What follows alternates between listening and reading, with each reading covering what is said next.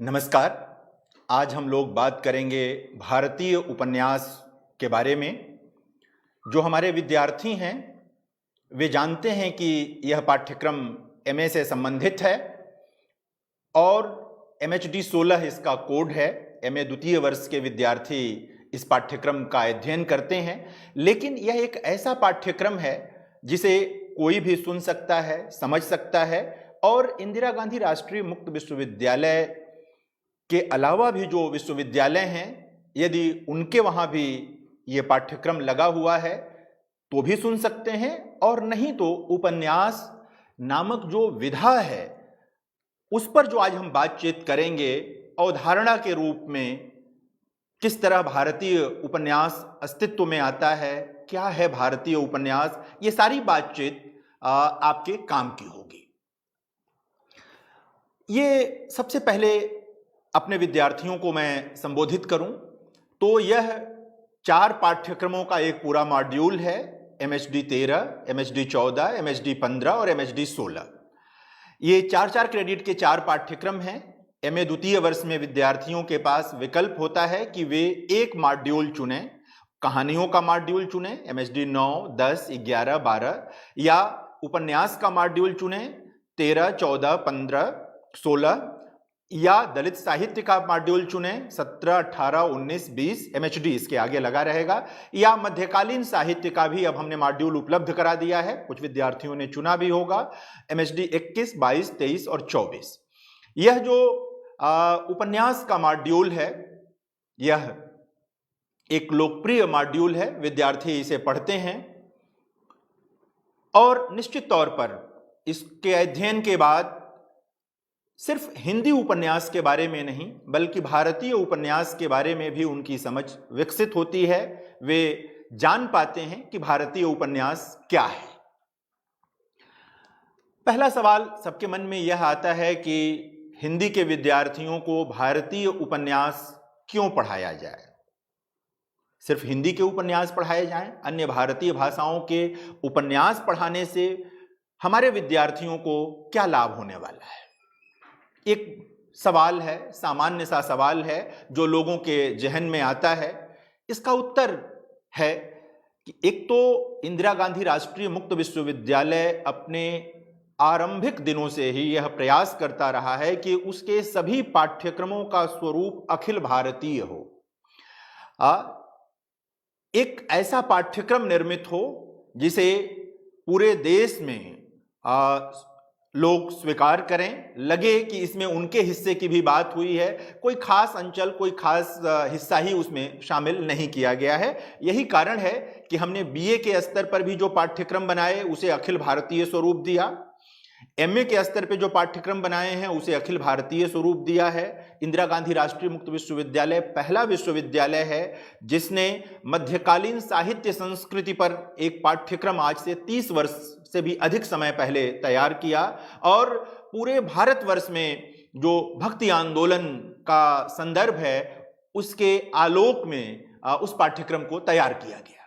इसी तरह नवजागरण को केंद्र में रख करके एक पूरा पाठ्यक्रम तैयार किया गया। इसी प्रकार भारतीय उपन्यास का पाठ्यक्रम है, भारतीय कहानी का पाठ्यक्रम है। हम चाहते हैं कि हमारे जो छात्र हैं वे सिर्फ अपने मोहल्ले की खबर से परिचित न हों, सिर्फ यह न जाने कि हिंदी में क्या लिखा पढ़ा जा रहा है या लिखा पढ़ा गया है, बल्कि जो भारत की अन्य भाषाएं हैं उनमें क्या लिखा पढ़ा गया है, क्या लिखा पढ़ा जा रहा है, उसके प्रति भी हम उनमें ललक पैदा करना चाहते हैं और जितना संभव हो सके उतना ज्ञान और जानकारी देना चाहते हैं। इसी उद्देश्य के तहत भारतीय उपन्यास नाम का यह पाठ्यक्रम भी बनाया गया कि हिंदी के महान उपन्यासों के साथ भारत की दूसरी भाषाओं में लिखे गए कुछ उत्कृष्ट श्रेष्ठ महान उपन्यासों का अध्ययन कीजिए, और जब आप उनको पढ़ने लगेंगे तो आप में ललक जगेगी। तो जिन भाषाओं के उपन्यास पाठ्यक्रम में नहीं भी हैं आप उन्हें भी ढूंढकर पढ़ेंगे, और तब शायद आपकी सोच का फलक अधिक विस्तृत हो जाएगा और तब आप शायद उपन्यास नाम की विधा को ठीक से समझ पाएंगे। उपन्यास आप सब हमारे विद्यार्थी हैं और जो पुस्तकें हैं आपको मिल चुकी होंगी, आपने इसका अध्ययन कर लिया होगा, नहीं भी अभी तत्काल किया होगा, हिंदी साहित्य के इतिहास से भी ठीक से अगर परिचित होंगे तो आपको यह पता होगा कि उपन्यास सबसे पहले हिंदी में नहीं लिखे गए। उपन्यास का विकास सबसे पहले बंगाल में हुआ, महाराष्ट्र में हुआ। मराठी और बांग्ला भाषाओं में आरंभिक भारतीय उपन्यासों की रचना की गई। यह संयोग है या कह लें कि एक तरह से सोच समझ के किया गया कि उपन्यास जो शब्द है यह भी बंगाल से ही हिंदी प्रदेश में आया, बांग्ला से हिंदी में आया। सबसे पहले उपन्यास शब्द का प्रयोग कब हुआ यह जानना भी बहुत जरूरी है। सबसे पहला प्रयोग बांग्ला भाषा के लेखक चिंतक भूदेव मुखर्जी ने उपन्यास शब्द का प्रयोग किया पहली बार। ऐतिहासिक उपन्यास नाम की उनकी पुस्तक है। इसके 2 संदर्भ उपलब्ध हैं। आजकल कई लोगों को ने संदर्भ दिया है कि 1857 का उपन्यास है, जबकि लंबे समय से दस्तावेजों में 1862 के रूप में यह दर्ज रहा है। लेकिन आरंभिक रूप से पहली बार उपन्यास शब्द का प्रयोग भूदेव मुखर्जी ने किया। बाद में बंकिम चंद्र ने भी अपनी रचनाओं, अपने उपन्यासों को उपन्यास शब्द से ही चिन्हित किया और उसे लोकप्रिय बनाया। आप सब जानते हैं बंकिम चंद्र भारत के महान उपन्यासकार, कथाकार, तो उन्होंने इसे लोकप्रिय बनाया। पहला उपन्यास कौन सा है यह लंबे समय तक एक विवाद का विषय रहा। अब भी कुछ लोग इस पर बहुत सहमत नहीं दिखते हैं, लेकिन सामान्यतः अब यह माना जाता है कि बांग्ला भाषा में लिखा गया प्यारे चांद मित्र का जो उपन्यास है अलालेर घरेर दुलाल, वह पहला उपन्यास है। यह पुस्तकाकार 1858 में प्रकाशित हुआ था, लेकिन धारावाहिक रूप से यह 1854 से प्रकाशित होना शुरू हो गया था। मराठी भाषा में बाबा पद्मन जी का जो उपन्यास है यमुना पर्यटन, वो 1857 में पुस्तकाकार प्रकाशित हुआ था। इसलिए बहुत दिनों तक यह माना गया कि वही पहला उपन्यास है। भोला भाई पटेल ने यमुना पर्यटन को पहला भारतीय उपन्यास कहते हुए उस पर एक लंबा लेख लिखा है। भोला भाई पटेल गुजराती और हिंदी के महत्वपूर्ण आलोचक चिंतक थे, विपुल लेखन किया है उन्होंने, तो यमुना पर्यटन को माना है। लेकिन बाद के दस्तावेज अब ये बताते हैं कि जब 1854 से एक उपन्यास धारावाहिक छप रहा था तो उसे ही यह श्रेय मिलना चाहिए। भूदेव मुखर्जी के उपन्यास हैं, इस क्रम में बहुत सारे और कृतियां आ जाती हैं, लेकिन पहली बार भूदेव मुखर्जी को ही इसका श्रेय जाता है कि उपन्यास शब्द का प्रयोग उन्होंने किया। लेकिन याद रखें कि मराठी में कादंबरी कहते हैं इसको। मराठी में जो उपन्यास नाम की विधा है, अंग्रेजी में जिसे नॉवेल कहते हैं, उसे मराठी में कादंबरी कहते हैं। और एक बड़े विचारक हुए हैं काशीनाथ विश्वनाथ रजवाड़े, 1902 ईस्वी में उन्होंने कादंबरी नाम से एक निबंध लिखा था। उस निबंध को जरूर पढ़ना चाहिए। मैं बार बार निवेदन करता हूं अपने विद्यार्थियों से। अभी मैं उसके एकाध उद्धरण आपको सुनाऊंगा, बताऊंगा भी। एक लंबा निबंध है जिसमें उन्होंने विस्तार से विचार किया है कि किस प्रकार इस विधा का उदय हुआ है और उसकी क्या क्या खूबियां हैं, क्या सीमाएं हैं, बहुत विस्तार से। तो एक बार पढ़ना चाहिए, जो लोग उपन्यास के अध्येता हैं उन्हें भी और हमारे विद्यार्थियों को भी समय निकाल करके।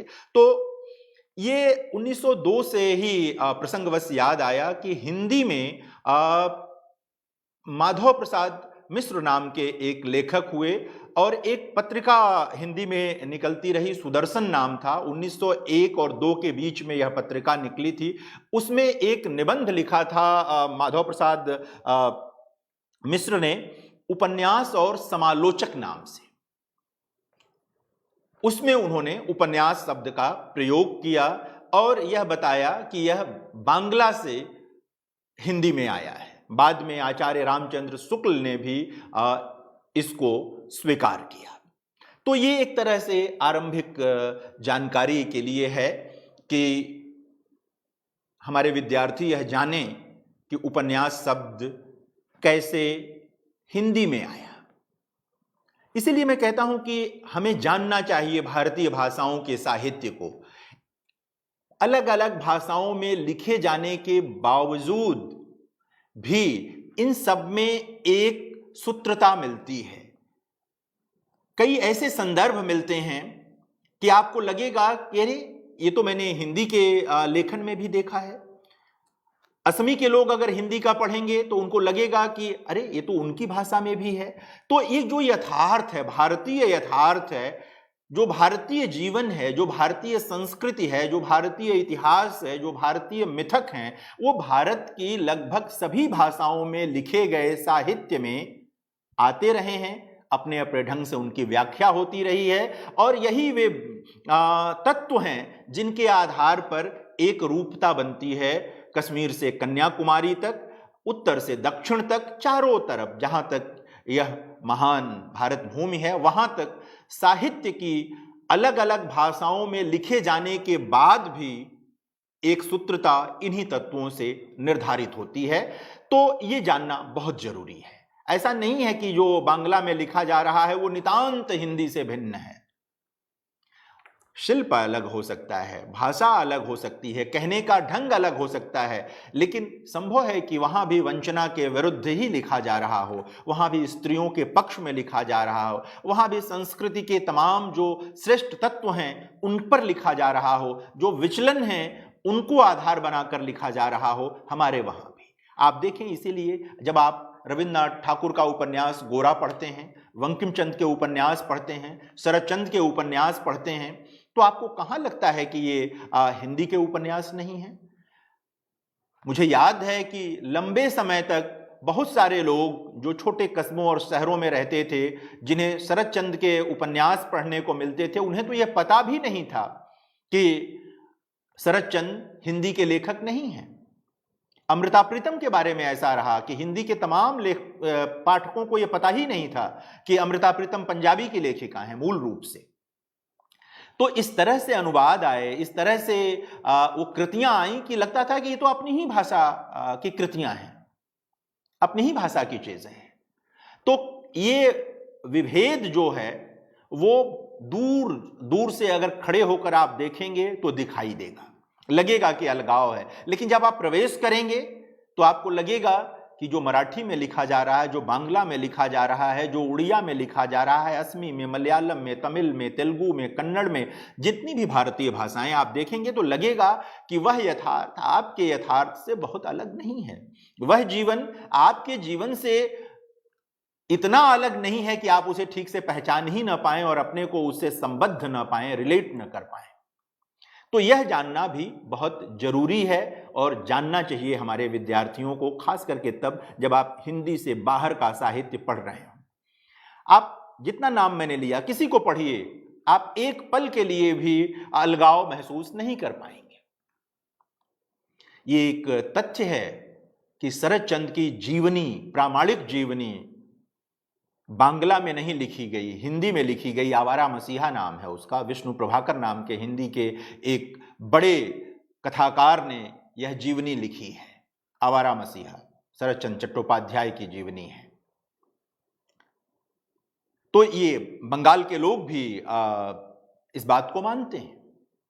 तो ये जो एक सूत्रता है वो ये उसी के कारण संभव हुई है। अगर विष्णु प्रभाकर शरदचंद्र से एक सूत्रता महसूस नहीं करते, करीबी महसूस नहीं करते, आत्मीयता महसूस नहीं करते, तो यह संभव नहीं था कि वे लंबे समय तक शोध करके उस महान रचनाकार की जीवनी लिख पाते। यह होता रहा है।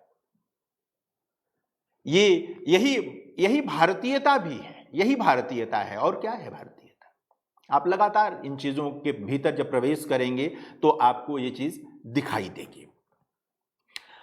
कुछ और बातें हम इससे संबंधित करें, देखें। एक तो ये कि यह जानना भी जरूरी है कि हमारे वहाँ यानी भारत में जब उपन्यास आया तो यह मध्य वर्ग के कारण नहीं आया।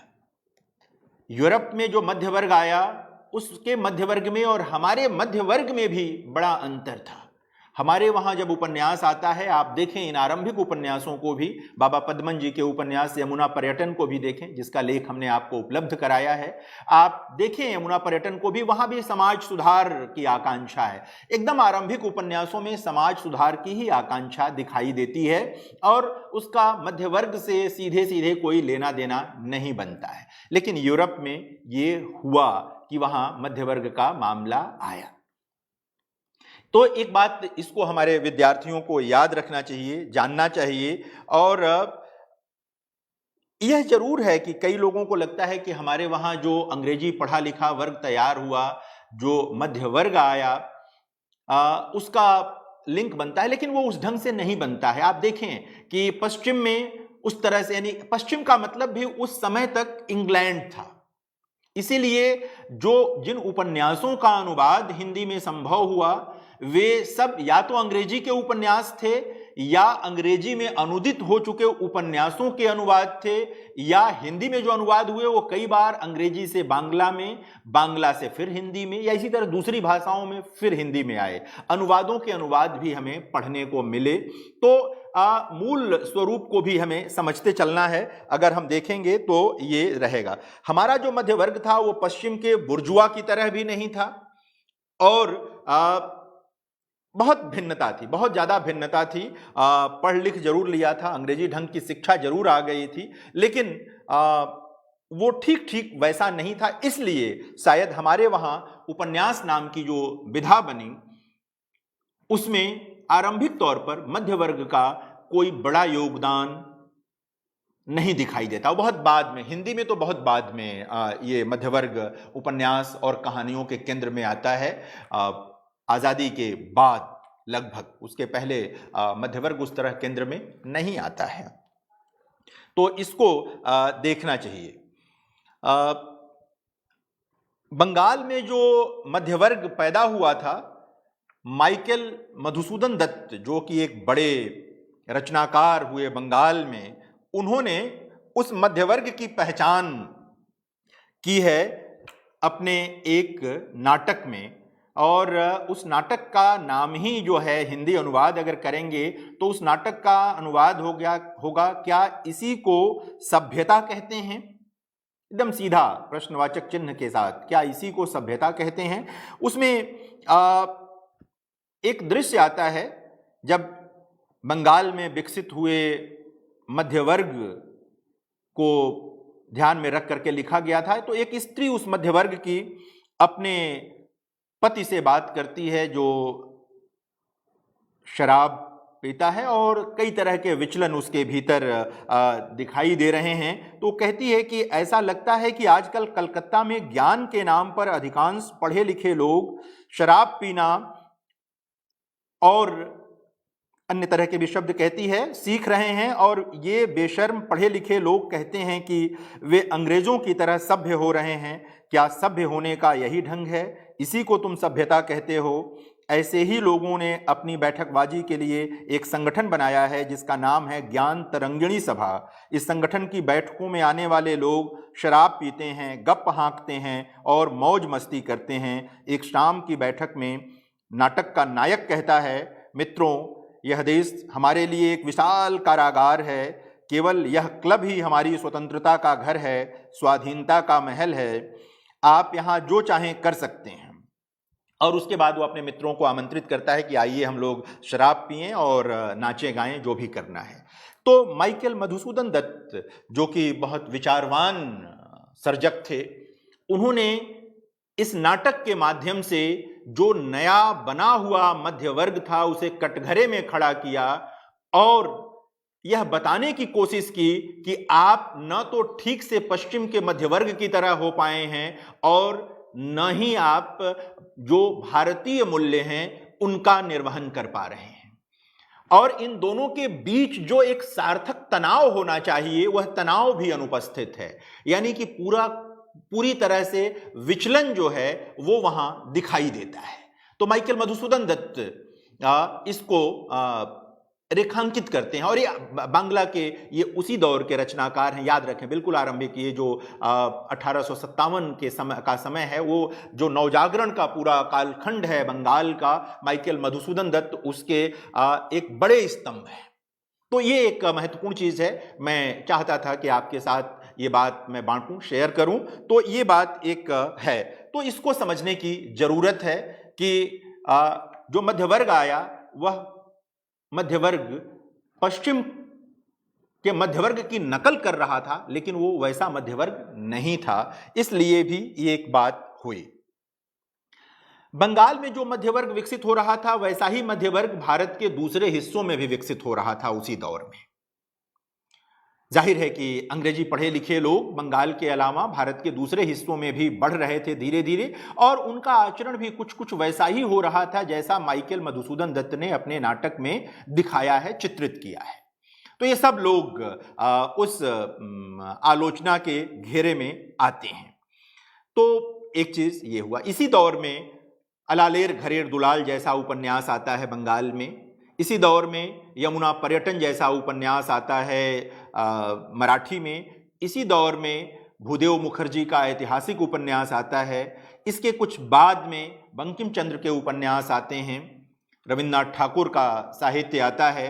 क्रमशः चीज़ें विकसित होती चली जाती हैं। 1899 आते आते उर्दू का एक महान उपन्यास हमारे सामने आता है, उमराव जान अदा नाम से। आप सब उस उपन्यास से परिचित होंगे। संभव है आप में से कुछ लोगों ने मुजफ्फर अली की बनाई फिल्म भी देखी हो उमराव जान अदा पर। तो और कभी अगर आपने देखी हो तो आपको कहानी और उपन्यास की का जो सौंदर्य शास्त्र है उसका तुलनात्मक अध्ययन भी करना चाहिए। अब आप एमए के विद्यार्थी हैं, इस पर विचार करना चाहिए। तो ये चीजें दिखाई देती हैं।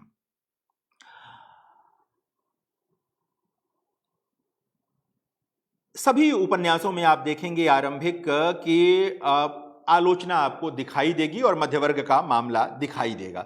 कुछ कुछ चीजें, और एक जैसा मैंने कहा कि जो अनुवाद आ रहे थे वो लगभग अनुवादों के अनुवाद हिंदी में आ रहे थे, कुछ सीधे अंग्रेजी से अनुवाद हो रहे थे। लेकिन हो क्या रहा था मध्यवर्ग की नकल का मामला, कि इसे हमारे आलोचकों ने, चिंतकों ने रेखांकित किया है कि जो आरंभिक तौर पर भारत में लोकप्रिय हुए अंगहस्य जैसे उपन्यास जो हैं वे प्रकाशित और प्रसारित हो रहे थे, ये चीजें उसमें आ रही थी।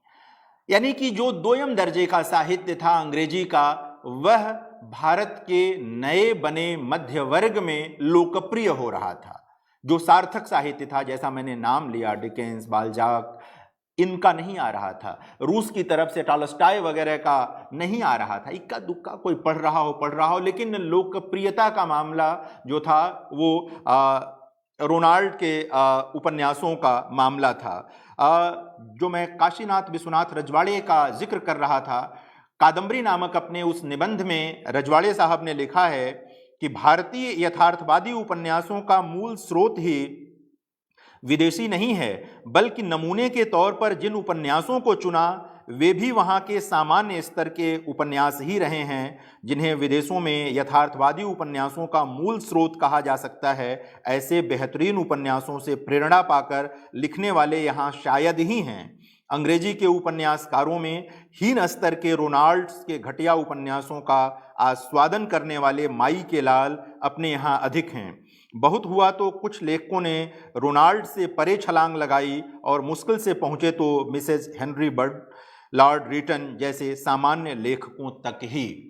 बहुत खुले शब्दों में आलोचना करते हैं काशीनाथ विश्वनाथ रजवाड़े कि जो आ रहा है अंग्रेजी से भारत में, वह साहित्य बोध को बढ़ाने वाला नहीं है, वह जो साहित्यिक अभिरुचि है को उन्नत करने वाला नहीं है, बल्कि उसे बहुत लोकप्रिय ढंग से, मतलब बहुत लोकप्रिय तत्वों को समाहित करने वाला है। यह अकारण नहीं है कि आरंभिक तौर पर भारत में लगभग सभी भाषाओं में अय्यारी, जासूसी किस्म के उपन्यास लिखे गए, पढ़े गए, खूब पढ़े गए।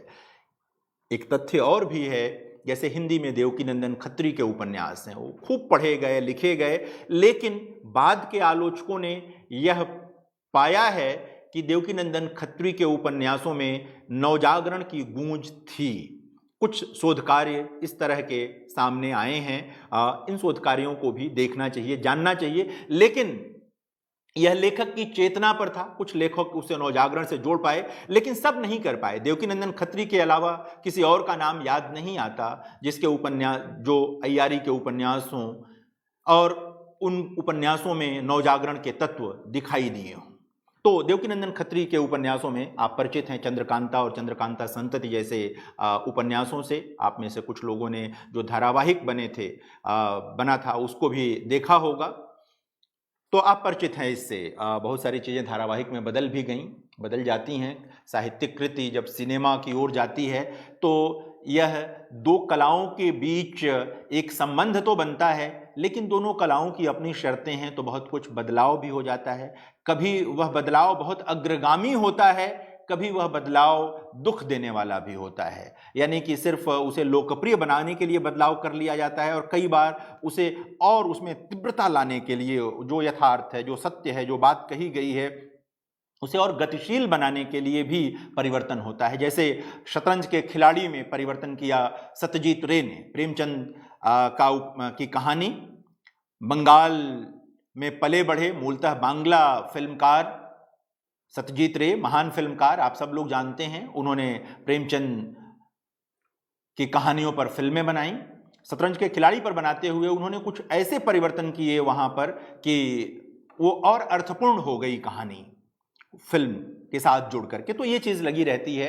तीसरी कसम जैसे फिल्म से आप परिचित हैं, रेणु की कहानी से भी परिचित हैं। ये आपके पाठ्यक्रम में, कहानियों वाले पाठ्यक्रम में है। जो विद्यार्थी कहानियों का पाठ्यक्रम पढ़ रहे होंगे वे उससे परिचित होंगे, तो इसको भी देखना चाहिए। संदर्भ इसका जानना चाहिए, प्रसंगवश ये बात आनी चाहिए। तो मैं ये कहना चाहता था, ये बताना चाहता था,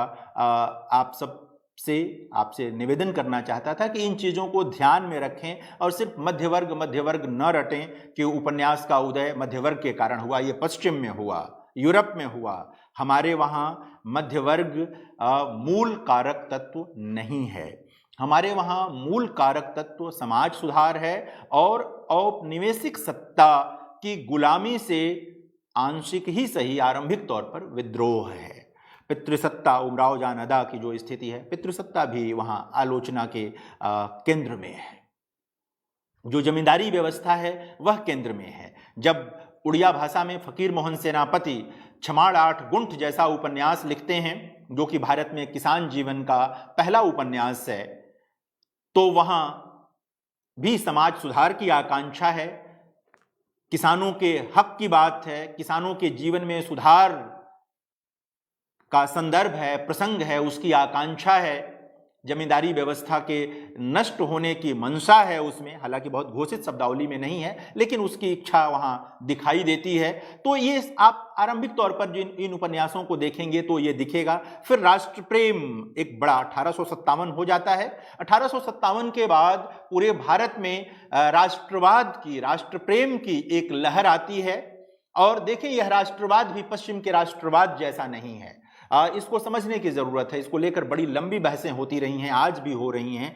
तो एक जो लहर आती है पूरे देश प्रेम की, राष्ट्रवाद की, वह भी 1857 के कारण वह सब भी उपन्यासों में दिखाई देता है, परिलक्षित होता है। आपको ये बंकिम चंद्र के उपन्यासों में दिखाई देगा, आपको ये रविन्द्रनाथ ठाकुर के लेखन में दिखाई देगा, बाद में हिंदी में आपको मुंशी प्रेमचंद के वहाँ यह दिखाई देगा, बहुतेरे लोगों के वहाँ दिखाई देगा। या बिना एक, वो तो पूरा एक कालखंड ऐसा था कि अगर मुक्ति की चेतना नहीं है, स्वाधीनता की चेतना नहीं है, औपनिवेशिक सत्ता से विद्रोह की चेतना नहीं है, तो फिर लेखन किस बात का।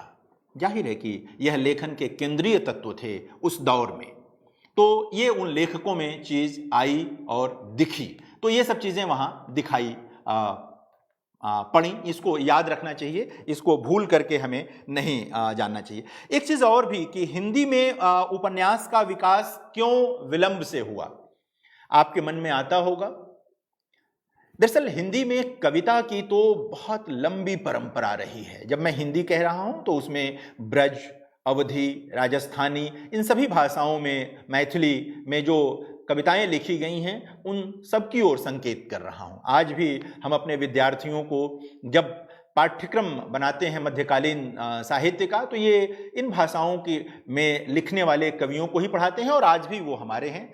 तुलसीदास हों, जायसी हों, विद्यापति हों, रासो हो, सब हमारे, सूरदास हैं, मीराबाई हैं, सब हमारे पाठ्यक्रम का हिस्सा हैं, हमारे अध्ययन के केंद्र में है, बल्कि केंद्रीयता उनको हासिल है। तो जब मैं ये कह रहा हूं तो कि सदियों से कविता की परंपरा तो थी, लेकिन गद्य की परंपरा नहीं थी, और उपन्यास के लिए यह जरूरी था कि गद्य हो। निराला ने कहा था कि गद्य जो है वो जीवन संग्राम की भाषा है, इस बात को भी याद रखें। तो गद्य विकसित हो रहा था। आप देखेंगे कि 1850 के बाद तेजी से हिंदी में गद्य विकसित हुआ, लेकिन उसका स्तर जैसे जैसे बनता गया वैसे वैसे हमारे वहाँ उपन्यास, परीक्षा गुरु आदि लिखे गए, हमारे वहाँ उपन्यास भी आने लगा। और जैसे जैसे गद्य का विकास हुआ, यानी कि लगभग 40-50 वर्ष का जो समय लगा, उसके बाद प्रेमचंद हमारे वहाँ आते हैं, जयशंकर प्रसाद आते हैं, उसके बाद जैनेन्द्र कुमार आते हैं, अज्ञेय आते हैं, फणीश्वर नाथ रेणु आते हैं, यशपाल आते हैं। एक लंबी परंपरा हमारे महान लेखकों की खड़ी होती है हिंदी में। लेकिन गद्य का मामला, क्योंकि गद्य में क्या होता है कि इस बात को तो हम स्वीकार कर सकते हैं कि जो जीवन का तनाव है उसे सीधे सीधे गद्य में कहना आसान होता है। गद्य उसको आसानी से संप्रेषित कर लेता है, और कविता में जब चीज जाती है तो कहीं ना कहीं उसमें बहुत सारी चीजें संकेतों में चली जाती हैं।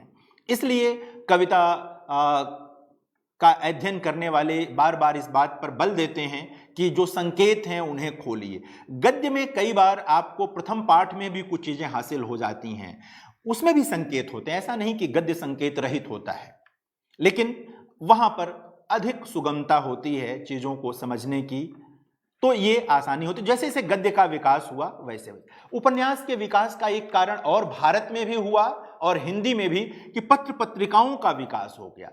पत्र पत्रिकाएं अगर नहीं आती तो शायद उपन्यास का विकास इस रूप में नहीं हो पाता। पत्रिकाओं के आने से हुआ कि कहानियां छपने, कहानियां तो आई ही, उपन्यास भी धारावाहिक रूप से आने लगे। बहुत बाद तक यह प्रयोग चलता रहा, हिंदी में भी और अन्य भाषाओं में भी, और अभी भी कभी कभी चलता है कि उपन्यास धारावाहिक रूप से छपते हैं साप्ताहिकों में, इस तरह से। तो ये चीज़ें जो हैं याद रखने की हैं, इनको याद रखना चाहिए। रविन्द्रनाथ ठाकुर ने ये जिक्र किया है कि किस प्रकार जो धारावाहिक उपन्यास छपते थे उनको पढ़ने के लिए बंगाल में लोग दोपहर में सोते नहीं थे, जगे रहते थे कि किसका हिस्सा आ जाए और वो पढ़ ले, फिर बारी बारी से लोग पढ़ते थे। ये जो संस्कृति का मामला, यही बाद में हिंदी प्रदेशों में भी हुआ कि तमाम पत्र पत्रिकाओं में जो धारावाहिक रूप से उपन्यास आने लगे, उनको पढ़ने के लिए लोग दोपहरी में जगे रहते थे। एक सदस्य ने पढ़ लिया तो फिर दूसरे सदस्य के पास वो पत्रिका चली जाती थी, फिर वो पढ़ते या पढ़ती थी, तो ये चीज़ें आती थी। तो एक पत्र पत्रिकाओं के विकास ने, प्रेस के विकास ने भी उपन्यास के विकास में मदद पहुंचाई, सहायता की। तो इसको भी याद रखने की ज़रूरत है। और यह भी याद रखें कि हिंदी गद्य के विकास में बहुत सारे लोगों का योगदान है, लेकिन भारतेंदु हरिश्चंद्र का योगदान सबसे बड़ा है। देखिए, विवाद तो किसी के नाम पर किया जा सकता है, किसी के काम पर किया जा सकता है, लेकिन एक अध्येता के लिए यह जरूरी होता है कि किसी भी सर्जक और चिंतक के सकारात्मक पक्षों से वह सीखे। जिन चीज़ों को आप छोड़ देते हैं वह तो छूट ही जाती हैं, वो तो नकारात्मक थीं, या आज इतने वर्षों बाद आपके काम की नहीं है तो छूट गईं। उन पे चर्चा करके और यह सिद्ध करने से क्या हासिल होने वाला है कि उनमें ये चीज़ें नकारात्मक हैं। सकारात्मक चीज़ें भी हर रचनाकार पर समय का दबाव होता है, ऐसा कोई नहीं है जिस पर समय का दबाव ना हो। आज जो लोग बहुत अग्रगामी हैं, प्रगतिशील हैं, 50 वर्ष बाद जो पीढ़ी आएगी वह इन्हें पिछड़ा हुआ समझेगी। इन्हीं तत्वों के आधार पर। लेकिन अगर यह सकारात्मकता का बोध बना रहा तो वह उन तत्वों को रेखांकित करेगी जो सकारात्मक हैं, और जो चीजें ऐसी थीं जो छोड़ देने लायक हैं उनको छोड़ देंगी। तो भारतेंदु हरिश्चंद्र का योगदान हिंदी में गद्य के विकास में बड़ा है, इसको याद रखने की जरूरत है, रेखांकित करने की जरूरत है। बाद में महावीर प्रसाद द्विवेदी का बड़ा योगदान है हिंदी गद्य को परिमार्जित करने में। आज हम जिस रूप में हिंदी गद्य का व्यवहार कर पा रहे हैं तो इन लोगों का बड़ा योगदान है। फिर लेखकों का तो है ही, प्रेमचंद का, जयशंकर प्रसाद का, चंद्र शर्मा गुलेरी का, जो भी रचनाकार आए, जैनेन्द्र का, इन लोगों ने तो भाषा को सुगम बनाया, बोधगम्य बनाया, संप्रेषणीय बनाया। ये सारे तत्व, सारी चीजें इसमें आती हैं, इसको जानना चाहिए हमें। इन चीजों को अगर हम नहीं जानेंगे तो शायद दिक्कत हुई। इसके साथ एक चीज और जानने की है कि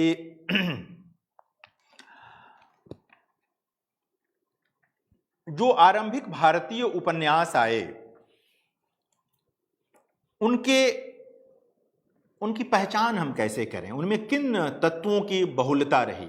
अंग्रेजी की विदुषी प्रोफेसर मीनाक्षी मुखर्जी ने आरंभिक भारतीय उपन्यासों में 3 प्रवृत्तियों को रेखांकित किया है, 3 ट्रेंड्स बताए हैं उन्होंने, जो मोटे तौर पर ठीक लगते हैं।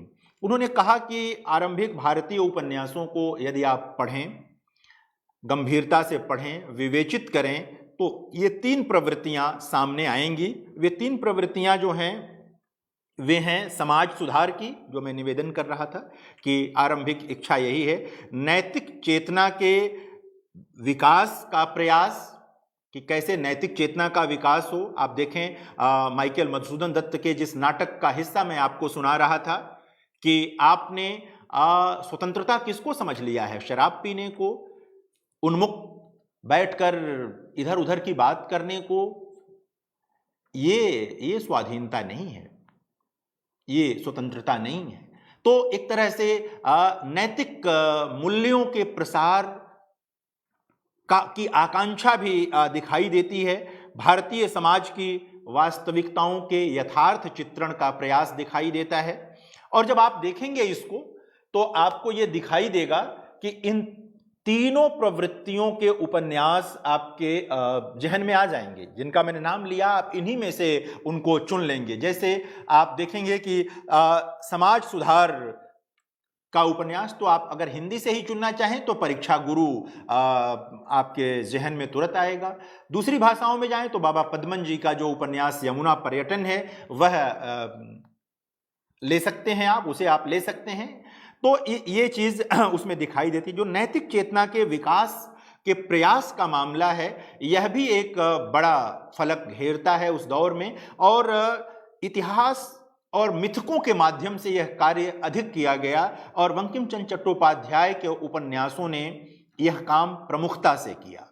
इसे याद रखने की जरूरत है कि वो चल करके आएगी। और जो समाज की वास्तविकताओं के चित्रण का प्रश्न है, अगर इसको देखना चाहेंगे आप तो पहला नाम जो आपके सामने आएगा वो फकीर मोहन सेनापति का आएगा, जिनके उपन्यास छमाड़ 8 गुंठ का मैंने अभी जिक्र किया। यह उपन्यास हिंदी में भी उपलब्ध है। कभी समय निकाल कर आप लोग इसे जरूर पढ़ें, देखें, इससे सुविधा होगी, आपको बातें निकल करके आएंगी। एक विचारक है मादाम स्टेल। मादाम स्टेल ने कहा है कि जिस समाज में स्त्रियों का स्थान ऊंचा होता है और व्यक्तिगत संबंधों में लोगों की दिलचस्पी होती है, वहां उपन्यास तेजी से विकसित होता है। भारत के संदर्भ में अगर हम देखें तो निश्चित तौर पर स्त्रियों का स्थान हमारी संस्कृति में ऊंचा रहा है। विचलन आए उसमें बाद में आए हैं। तो हमारे वहाँ जो उपन्यास आए, यानी उमराव जान अदा को आप याद करें या अन्य उपन्यासों को भी याद करें, तो आप देखेंगे कि स्त्री को प्रमुखता है।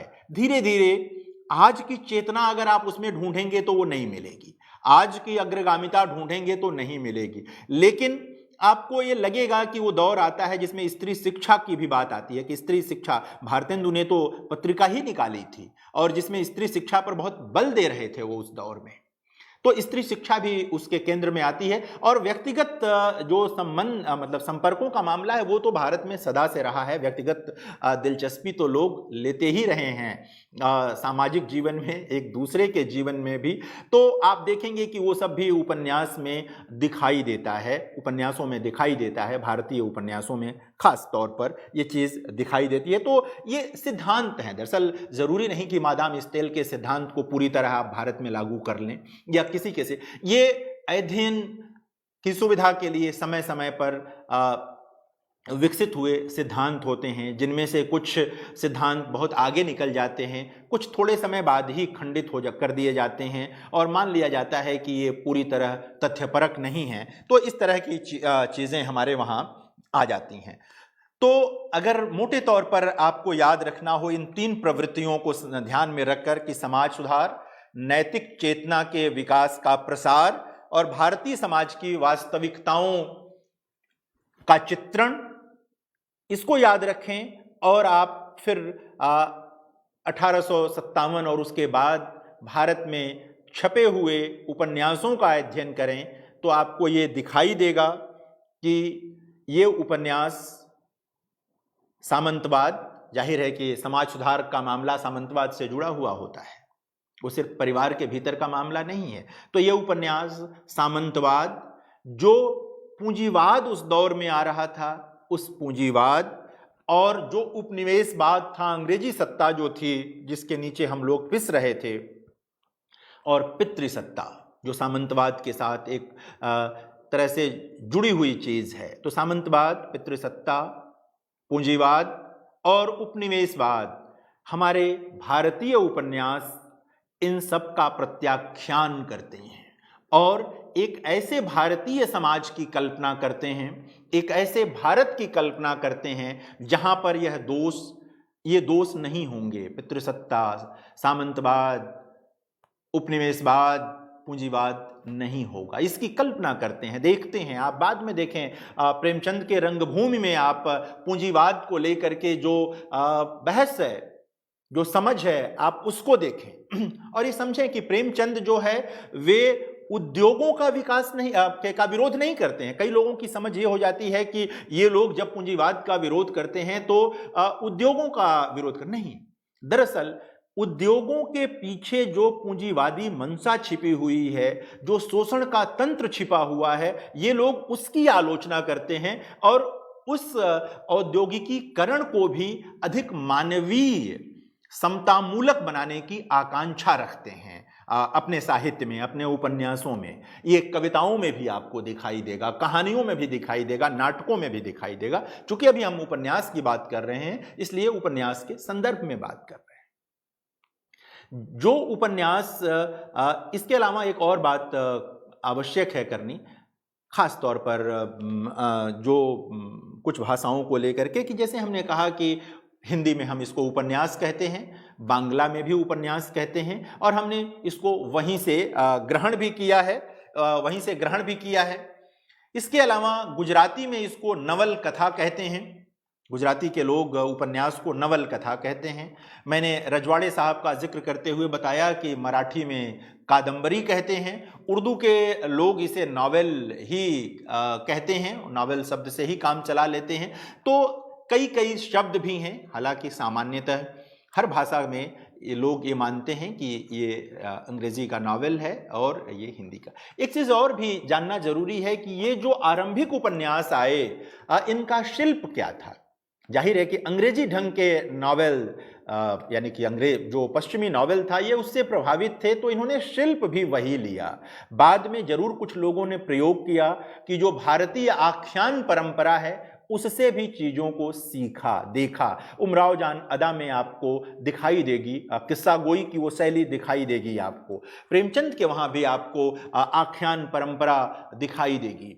बाद में बाणभट्ट की आत्मकथा, पंडित हजारी प्रसाद द्विवेदी का जो उपन्यास है, उसमें भी आप जब देखेंगे तो ये बहस में भी रहा है कि उस पर अंग्रेजी ढंग के नावल का उसके शिल्प पर कोई प्रभाव नहीं है, उसकी संरचना पर कोई प्रभाव नहीं है। लेकिन ये सही है कि भारत में जो उपन्यास विकसित हुआ, अंग्रेजी ढंग के नावल का उसकी संरचना पर गहरा असर था और है। बाद में उसमें बहुत सारी चीज़ें शामिल हुई और होती रहीं और हो रही हैं। तो ये चीज़ इसमें दिखाई देती है, इसको याद रखने की ज़रूरत है, क्योंकि अगर इसको याद नहीं रख पाएंगे तो नहीं कर पाएंगे। भारतीय उपन्यास ठीक ठीक अपना चरित्र पहली बार तब विकसित करता है जब उसमें किसान का प्रवेश होता है। किसान जब आता है, फकीर मोहन सेनापति का नाम लिया मैंने, बाद में हिंदी में प्रेमचंद आते हैं, दूसरी भाषाओं में भी लोग आते हैं। किसान जीवन को लेकर के जब आते हैं तो ठीक ठीक भारतीय उपन्यास अपना एक चरित्र तैयार करता है और लोगों को यह लगता है कि यह नितांत हमारा यथार्थ है जो उपन्यासों में आ रहा है, यह नितांत हमारा जीवन है जो उपन्यासों में आ रहा है। उपन्यासों ने एक बड़ा काम किया धीरे धीरे कि कथा के केंद्र में आम आदमी को स्थापित कर दिया। हिंदी में प्रेमचंद ने यह काम किया, फकीर मोहन सेनापति ने उधर उड़िया में किया, सबने किया, बांग्ला में यह हुआ, मराठी में यह हुआ, हर जगह हुआ। यानी कि पहले जब महाकाव्य लिखे जाते थे तो उनकी अनिवार्य शर्त होती थी कि कोई सामंत, राजा, राजकुमार, रानी, कोई न कोई उसकी कल्पना के केंद्र में ऐसे ही लोग होते थे। उपन्यास ने महाकाव्य को एक तरह से रिप्लेस कर दिया, हटा दिया अपनी जगह से, लेकिन इसने राजे रजवाड़ों को केंद्र में नहीं रखा। ऐतिहासिक उपन्यासों में जरूर राजे रजवाड़े आते हैं, लेकिन जो यह तीसरी प्रवृत्ति थी जो मैं जिसका जिक्र कर रहा था प्रोफेसर मीनाक्षी मुखर्जी के संदर्भ से, उस तीसरी प्रवृत्ति के साथ यह होता रहा कि यथार्थवादी धारा के उपन्यास अधिक विकसित हुए और उसमें आम आदमी केंद्र में आया, किसान केंद्र में आया, स्त्रियां केंद्र में आई, मजदूर केंद्र में आए, वंचित लोग केंद्र में आए।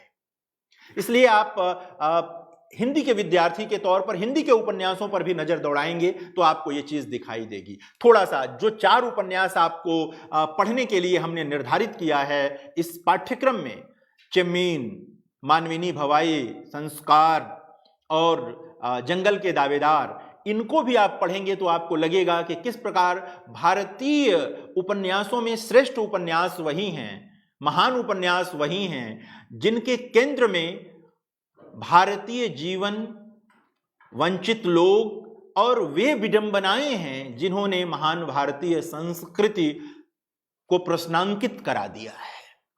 वो संस्कार हो, वो चेम्मीन हो, वो मानविनी भवाई हो या जंगल के दावेदार। जंगल के दावेदार तो महान क्रांतिकारी बिरसा मुंडा पर केंद्रित है, जिन्हें आदिवासी लोग भगवान बिरसा के रूप में याद करते हैं। हम सब याद करते हैं, सिर्फ आदिवासी समाज की बात क्यों करें। वो महान भारत के महान सपूत थे। स्वाधीनता की चेतना जो उनमें दिखाई दी, उसी ने उनको उस समाज के बीच भगवान के रूप में स्थापित किया, ईश्वर के रूप में स्थापित किया। उनके संघर्षों पर केंद्रित उपन्यास है ये जंगल के दावेदार। अरण्यर अधिकार, महाश्वेता जी का ये उपन्यास मूल बांग्ला में इस नाम से। मानविनी भवाई जो गुजराती के महान लेखक पन्नालाल पटेल का उपन्यास है, किसान जीवन पर लिखा गया अत्यंत महत्वपूर्ण उपन्यास है। और आप जब इसको पढ़ते हैं तो बार बार आप कि संवेदना के केंद्र में भी किसान आ जाते हैं। बार बार आप किसानों की उन समस्याओं से रूबरू होने लगते हैं जिनको लेकर प्रेमचंद चिंतित थे, जिनको लेकर के रेणु चिंतित थे, जिनको लेकर पन्नालाल पटेल चिंतित थे, या किसी भी दूसरी भाषा के भी महान लेखक चिंतित थे और आज भी चिंतित हैं, जो संवेदनशील लोग हैं किसानों और मजदूरों को लेकर के। ये बातें आपके जहन में आती। संस्कार उन विडंबनाओं की ओर इशारा करता है जिन विडंबनाओं ने हमारी सामाजिक संस्कृति को प्रश्नांकित करा दिया। हमारी जो हमारे समाज में जो एक मूल संरचना, जो एकता की संरचना है, उसको विखंडित कर दिया, उसको प्रश्नांकित संस्कार उस ढंग से उसका क्रिटिक उपस्थित करता है। इसको देख जो चेम्मीन है वह मछुआरा समाज की कि मतलब उतना विश्वसनीय उपन्यास शायद मछुआरा जीवन पर कोई दूसरा नहीं है। उस पर जो फिल्म बनी थी उसे राष्ट्रीय पुरस्कार मिला था। और तक्षी शिवशंकर पिल्लई, जिन्हें मलयालम के लोग तगड़ी कहते हैं और बहुत प्यार करते हैं, बहुत प्यार करते हैं, वैसे भी बंगाल, महाराष्ट्र और केरल में अपने रचनाकारों, सर्जकों, कवियों, कथाकारों से प्रेम करने की एक महान परंपरा है। वे लोग प्रेम करते हैं और सचमुच प्रेम करते हैं, दिखावे का नहीं। तो ये जो उपन्यास है, जब मैं बार बार कहता हूं अपने विद्यार्थियों से भी, मित्रों से भी, कि जब सुनामी का प्रकरण आया था तो जिन लोगों ने, उत्तर भारत के जिन लोगों ने, या केरल से इतर जिन इलाकों में समुद्र नहीं हैं, उन इलाकों के लोगों ने, जिन्होंने चेम्मीन पढ़ रखा था, मछुआरे नाम का उपन्यास, हिंदी में अनुवाद यही है, पढ़ रखा था, उन लोगों ने उस दुख को सीधे महसूस किया और जो भी मदद उनसे बन सकती थी, सहयोग बन सकता था, किया था। यह विरेचन है एक उपन्यास का, जो अपने लिखे जाने के बरसों बाद भी इस तरह कैथारसिस करता है अपने पाठकों का, उन्हें अधिक उन्नत मनुष्य बना देता है। तो ये चारों उपन्यास चुनते हुए भी हम लोगों के जहन में ये बात थी विश्वविद्यालय के, कि हम अब ऐसे उपन्यास पढ़ाएं जो भारतीय उपन्यासों का जो मूल चरित्र है, जो मूल प्रवृत्तियां हैं, उनसे आपको परिचित कराएं, आप उनसे ठीक ढंग से परिचित हो पाएं। ये बात महत्वपूर्ण थी। तो ये जो चारों उपन्यास हैं यह भी, और आपसे मेरा निवेदन है कि आप लोग इसे गंभीरता से पढ़ें, इन चारों उपन्यासों को पढ़ें। जो अध्ययन सामग्री हम लोगों ने आपको उपलब्ध कराई है उसे भी ध्यान से पढ़िए, क्योंकि उसके बिना काम नहीं चलेगा। जब तक आप उस अध्ययन सामग्री को ठीक से नहीं पढ़ेंगे तब तक बात नहीं बनेगी और सब कुछ ऐसे ही रह जाएगा, सारी चीज़ें रह जाएंगी, बहुत सारी चीज़ें रह जाएगा। आप देखें कि जब किसान हमारे उपन्यास के केंद्र में आता है तो पूरी भाषा बदल जाती है, पूरा बोध बदल जाता है। ये एक बड़ी चीज़ है। मध्यवर्गीय भाषा तक तो फिर भी चीज़ें चल जाती हैं, रह जाती हैं, लेकिन जब किसान आता है तो सब कुछ बदल जाता है वहाँ पर, और भारत का एक बड़ा वर्ग उसमें समाहित होता है। मध्यवर्ग तो एक छोटा सा वर्ग होता जो आ जाता, और प्रेमचंद ने तो मध्यवर्ग को कभी उस तरह महत्व दिया ही नहीं। उसे बराबर उन्होंने संदेह की दृष्टि से देखा। बराबर उनको ये लगता था कि अगर इन तत्वों से कोई, सामंतवाद से, पूंजीवाद से, उपनिवेशवाद से, पूरी ऊर्जा से जो लोग लड़ सकते हैं वे वंचित समुदाय के लोग हैं। किसान, मजदूर, वंचित समुदाय के लोग ही लड़ सकते हैं। हाँ, मध्यवर्ग तो बराबर अपने फायदे के चक्कर में लगा रहता है, और ये एक स्थायी सत्य सा बन गया है।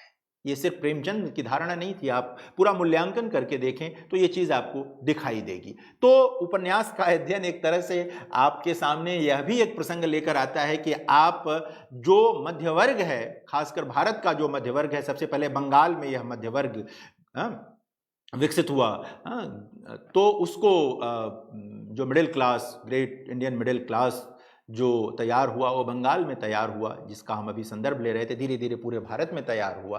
तो आप उसका भी अध्ययन कर सकते हैं और उस अंतर को समझ सकते हैं, देख सकते हैं। तो ये चीज़ निकल करके आती है, और इसको जानना बहुत जरूरी है, क्योंकि इसके बिना बात नहीं बन सकती है।